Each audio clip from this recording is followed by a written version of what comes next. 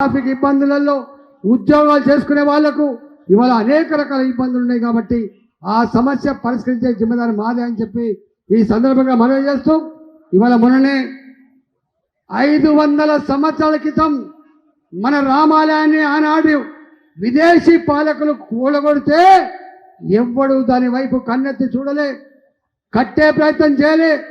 మొన్ననే మోడీ గారు అయోధ్యలో రామ మందిరం నిర్మించి దేశం బాగుండాలి, నా ప్రజలు చల్లగుండాలని చెప్పి ఇవాళ ప్రతి గల్లీలో ఊరేగింపు తీసి ప్రతి ఇంటికి అక్షింతలు పంపించి నా కుటుంబాలు, నా గ్రామాలు, నా పట్టణాలు, నా ప్రజలు బాగుండాలని చెప్పిన వ్యక్తి నరేంద్ర మోడీ అని చెప్పి చేస్తున్నా. ఇవాళ హైదరాబాద్లో ఎక్కడ కూడా బాంబు పేలులు లేవు. ఒకనాడు కాంగ్రెస్ పార్టీ అధికారంలో ఉన్ననాడు సాయిబాబా టెంపుల్ దిల్సుఖ్ నగర్ దగ్గర బాంబులు పేలితే అనేక మంది అమాయకులు చనిపోయింది. దిల్సుఖ్ నగర్ లో జనసమ్మర్దమైన ప్రాంతాల్లో బాంబులు పెడితే ఎగిసి పడ్డ మాంసం ముద్దలు, చిందిన రక్తం, అనేక మంది చనిపోయినరు. గోకుల్ చాట్ దగ్గర గప్చుకులు తిందామని పోతే అమాయక ప్రజల్ని బాంబులు పెట్టి పేల్చేసి చంపేసిన చరిత్ర మనం చూసినాం.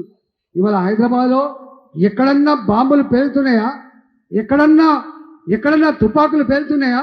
ఇవాళ జమ్మూ అండ్ కాశ్మీర్లో కూడా మన సైనికులు ఇవాళ ఎక్కడ బుల్లెట్ల గాయాలు లేవు, బాంబుల గాయాలు లేవు, స్వేచ్ఛగా బతికే స్థాయి వచ్చింది జమ్మూ అండ్ కాశ్మీర్లో అని మనం చేస్తున్నా.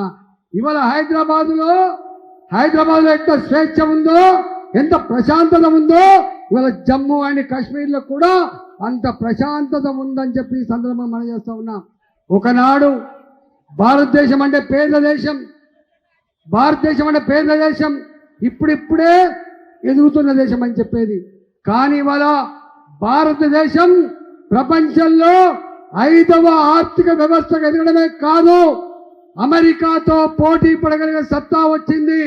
ఒకనాడు నీ చేతిలో ఉన్న సెల్ ఫోన్, నీ ఇంట్లో ఉన్న టీవీ, నీ ఇంట్లో ఉన్న ఫ్రిడ్జ్, ఇవన్నీ ఆనాడు made in China, made in Japan, ఇవాళ అవన్నీ కూడా మేడ్ ఇన్ ఇండియాగా మార్చిన సత్తా నరేంద్ర మోడీ గారికే ఉంది. కాబట్టి మీరందరి ఇవాళ మీరు చూసిండ్రు ఇవాళ అమెరికా లాంటి దేశం కూడా మోడీ గారిని పిలిపించుకొని వాళ్ళ పార్లమెంట్లో మాట్లాడించుకొని లేచి నిలబడి సప్పట్లు కొట్టి మోడీ గారు జిందాబాద్ అని చెప్పే పరిస్థితి ఇవాళ సగటు భారతీయుడిగా గల్లెగరేసి గర్వపడే పరిస్థితి వచ్చింది. కాబట్టి మీ అందరికీ నేను ఒక్కడే విజ్ఞప్తి చేస్తున్నా, ఇవాళ ఈ దేశానికి శ్రీరామ రక్ష, ఈ దేశానికి ప్రశాంతత, ఈ దేశానికి సనాతన ధర్మం, ఈ దేశానికి పిల్లలకు ఉద్యోగాలు, ఈ దేశంలో పేదలకు కడుపు నిండా బియ్యం, ఈ దేశంలో పేదలకు డబుల్ బెడ్రూమ్ ఇల్లు, ఈ దేశంలో మంచి రోడ్లు, ఈ దేశంలో ఫ్లైఓవర్లు, ఈ దేశంలో మెట్రో రైళ్లు, ఇవన్నీ కూడా కేంద్ర ప్రభుత్వం నరేంద్ర మోడీ గారే ఇస్తారు. కాబట్టి ఆ పార్టీ బిడ్డగా